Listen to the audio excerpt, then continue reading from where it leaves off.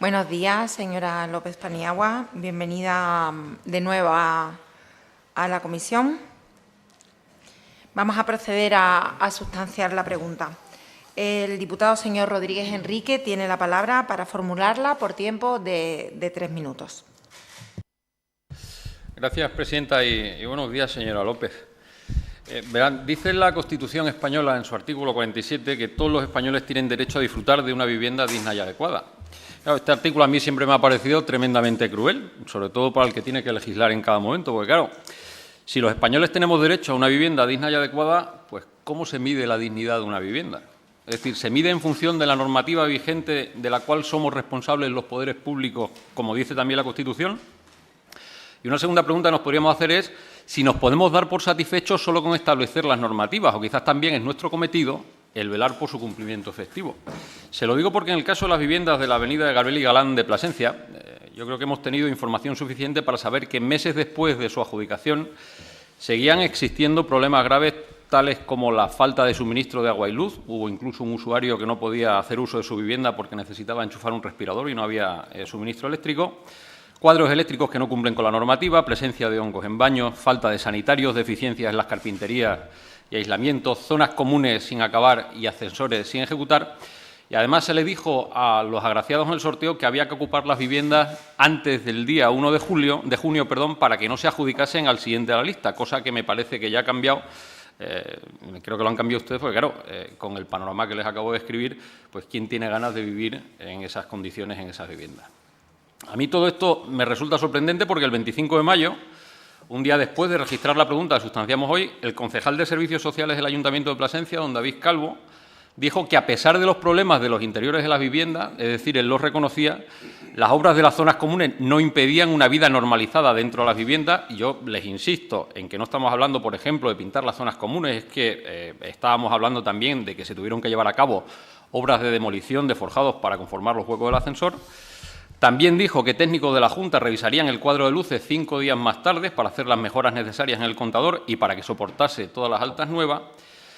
Y también dijo que todas las viviendas cuentan en la actualidad con su cédula de habitabilidad. En resumen, pues tenemos obras sin acabar, deficiencias en el interior de las viviendas, viviendas sin luz y agua, cuadros eléctricos que no valen, boletines que no se concedían por no cumplir la instalación con la legislación vigente y lo que más me sorprende es que con todo y con esto pues había viviendas que contaban con su cédula de habitabilidad.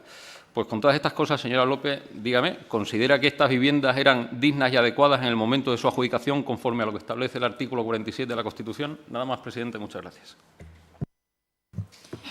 Muchas gracias, señor Rodríguez Enrique. Tiene la palabra la señora López Paniagua para contestar por tiempo de 10 minutos. Gracias, presidenta.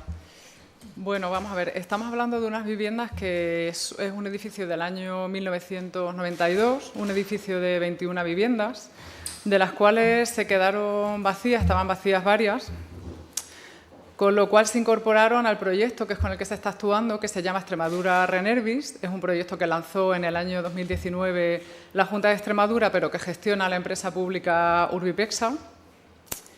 En primer lugar, debido a la pandemia, se alargaron mucho las adjudicaciones definitivas de esas obras y se alargó mucho el inicio de las obras.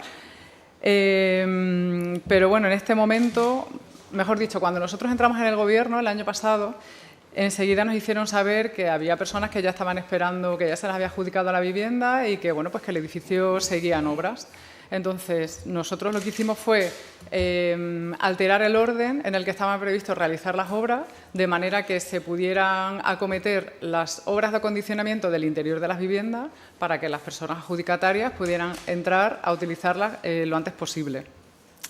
Eso quiere decir que siguen pendientes las obras en el exterior del edificio. Lo que se está haciendo en el edificio es un aislamiento térmico por el exterior, que son obras que habitualmente se hacen también en viviendas libres. La gente sigue viviendo en las viviendas, puesto que toda la obra se lleva a cabo por el exterior, la sustitución de las carpinterías y la obra del ascensor. Las obras de accesibilidad también se suelen hacer habitualmente mientras los vecinos siguen en el interior. Entonces, en este caso ya había vecinos, había algunos vecinos ocupando las viviendas que han estado allí durante todo el transcurso de las mismas y lo único que se hizo fue avanzar las obras de acondicionamiento del interior para que las familias pudieran entrar a utilizarlas y siguiera la obra del exterior. Con lo que se refiere al derecho a una vivienda digna, a día de hoy está claro lo que se considera una vivienda digna, que es la que cumple con todas las normativas vigentes, tanto de edificación como de habitabilidad de las viviendas. En este caso, como usted muy bien dice, señoría, señor Rodríguez, las viviendas se han dado en totales condiciones de habitabilidad. Es decir, son viviendas que se han reformado. Yo misma las he visitado durante la obra y al finalizarla y lo he visto con mis propios ojos, que tenían todos los acabados nuevos, puertas, todos los sanitarios, calderas se han puesto aerotermos, todas las carpinterías nuevas, que son carpinterías de altas prestaciones, puesto que la obra que se está llevando a cabo es de mejora de la eficiencia energética. Y los únicos problemas que ha habido ha sido con el suministro. El suministro depende ya del adjudicatario, es decir, en los contratos de adjudicación de viviendas se especifica que son ellos quienes deben darse de alta, también se les informa en el momento en el que se les dan las llaves de la vivienda, son ellos quienes tienen que dirigirse a las empresas suministradoras para que se les dé de alta. Y en este caso sí ha habido un poco más de problema con el tema de la instalación eléctrica, el suministro eléctrico, porque cuando han ido a dar el alta desde la compañía han visto que se habían cometido determinadas irregularidades y bueno, es verdad que estaba previsto ya el cambio del cuadro eléctrico, puesto que se va a instalar un ascensor y eso lo requiere. Y en este caso, pues igualmente lo que hemos hecho ha sido avanzar esa instalación del cuadro eléctrico para que se puedan dar las altas. Lógicamente no se está teniendo en cuenta ese plazo de ocupación de las viviendas para dar margen a estas familias y tampoco se les está haciendo el cobro de la renta del alquiler, porque entendemos que al final para ellos no deja de ser un perjuicio y una molestia, y hemos intentado bueno, pues de esa manera que sea lo menos perjuicioso para ellos. Nada más, gracias. Muchas gracias, señora López Paniagua. El señor Rodríguez Enrique tiene su turno de 5 minutos para la réplica. Gracias, presidenta. Señora López, tenía usted 10 minutos y no ha llegado a 4. Yo ya, como consejo, yo creo que llegará el día en el que se dé cuenta la cantidad de minutos que, no lo digo por usted, lo digo por todos los altos cargos en general, la cantidad de minutos que no se aprovechan en comisión, que esto de verdad que es un privilegio y creo que ahora más cuando encima gobiernan en minoría. Mire, yo la he escuchado a usted y creo que esto no concuerda con lo que dicen las familias. O sea, las familias allí, una vez que entraron las viviendas, porque pudieron entrar después de habérsele adjudicado un sorteo, dijeron que es que presentaban las deficiencias que presentaban, que eran inseguras por el estado de las instalaciones, que no tenían ni luz ni agua en algunos casos, yo no digo en todo. Y además me habla usted de las obras de las zonas comunes, pues que sí, efectivamente, se están ejecutando y además yo no sé si usted sabe que se hace de forma intermitente, porque allí hay vidrios en huecos que todavía no se han colocado y la contrata va no todos los días. Y verás que estamos hablando de que esas viviendas no eran habitables y aún así tienen una cédula de habitabilidad. Y lo que yo ya no sé es si el concejal del Ayuntamiento de Plasencia tuvo algo que ver con el tema cuando reconoció en rueda de prensa el 25 de mayo que metió prisa para agilizar el proceso de concesión. Y yo ya no sé si esta prisa la puede meter un concejal en obras que no son de su competencia, pero lo cierto es que esas cédulas están firmadas el día 26 de marzo. Por cierto, las cédulas las firma usted. Y otro, por cierto, nos las ha hecho llegar tarde, porque el plazo que tenían era hasta el 5 de julio y han llegado el día 12. Y a mí me sorprende el tiempo que se toman para según qué tipo de cosas, pero lo poco que tardan en tildar al Ejecutivo anterior de arrastrar una inercia de grandísima lentitud, que esto lo dijo usted en prensa el 13 de enero en una visita a las viviendas, que verá que yo esto ya lo ha hecho usted aquí, que se lo admito como recurso parlamentario, pero no se haga trampas al solitario porque es que usted es secretaria general desde hace un año ya. Pero vamos a lo mollar. Mire, ¿usted es consciente de lo que implica la concesión de una cédula de habitabilidad? Pues vamos a hacer un repaso. Mire, según el artículo 4 del Decreto 10/2019, que es el que conocemos todo por el Decreto de Habitabilidad, la cédula de habitabilidad acredita que la vivienda es apta para ser empleada como residencia para personas físicas. ¿Alguien cree que son habitables, dignas y adecuadas unas viviendas que se entregaron en el mes de abril, algunas sin luz, con zonas insalubres por presencia de hongos, con aislamientos deficientes y rodeadas de zonas comunes en las que se implica hasta la demolición de la estructura para ejecutar un ascensor? Que yo no sé si esa obra ya estaba terminada, pero eso es lo que dice en el proyecto. ¿Verdad que no? Es que nadie puede pensar esto. Entonces, ¿por qué concedió usted las cédulas de habitabilidad un mes antes del sorteo?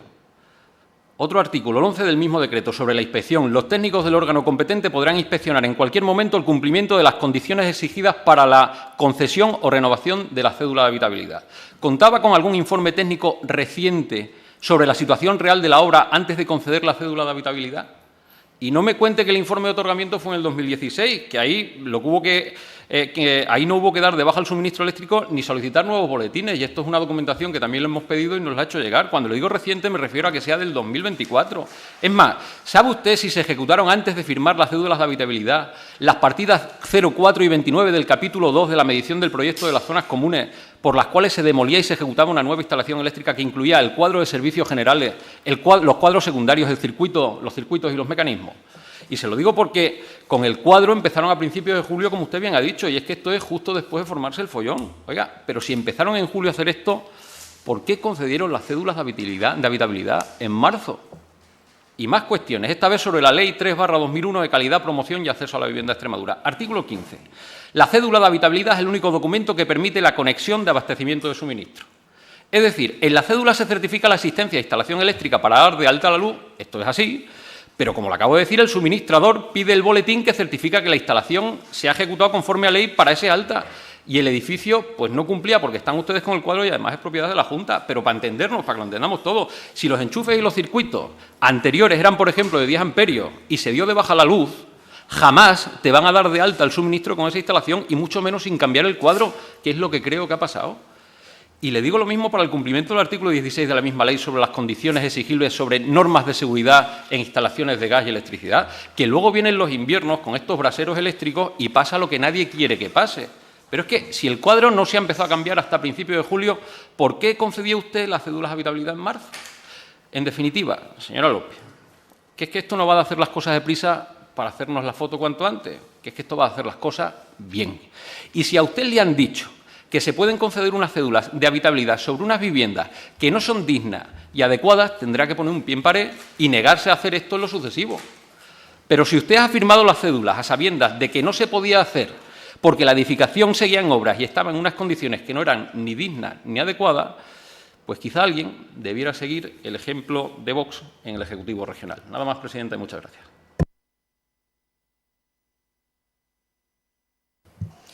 Muchas gracias, señor Rodríguez Enrique. Tiene la palabra la señora López Paniagua para cerrar el debate por tiempo de 5 minutos. Mire, señor Rodríguez, a pesar de haber utilizado solo, según usted, 4 minutos, ya le he contestado a todo lo que usted me ha dicho en la respuesta en mi primera intervención. Vamos a ver, yo tengo aquí, están las cédulas de habitabilidad que efectivamente, como usted bien dice, las firmo en este caso yo misma.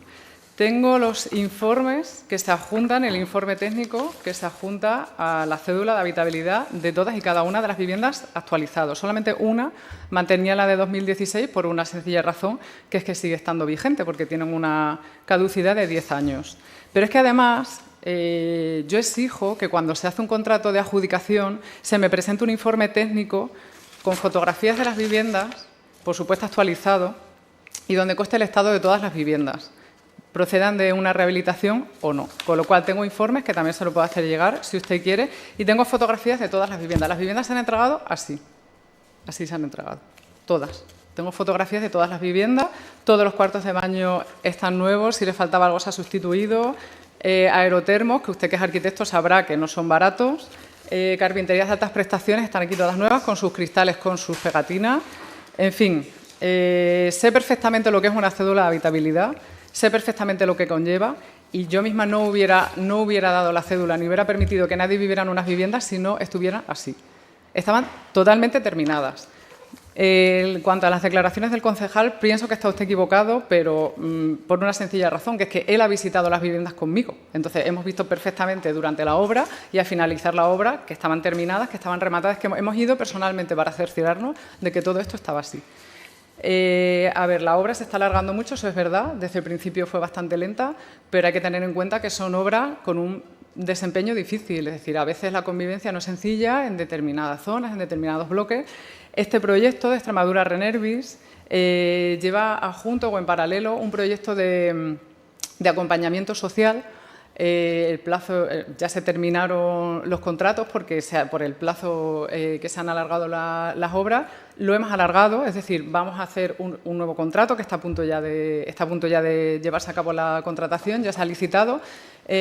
Con fondos de comunidad autónoma vamos a sufragar ese acompañamiento social porque lo vemos y lo hemos visto precisamente con este ejemplo, que es fundamental, es decir, que haya personas allí que asesoren a los adjudicatarios y que estén con ellos, que les acompañen en esa comprensión de lo que significa vivir en una comunidad de propietarios, el tener una serie de vecinos y el tener que acometer una serie de deberes, como es el dar de alta los suministros.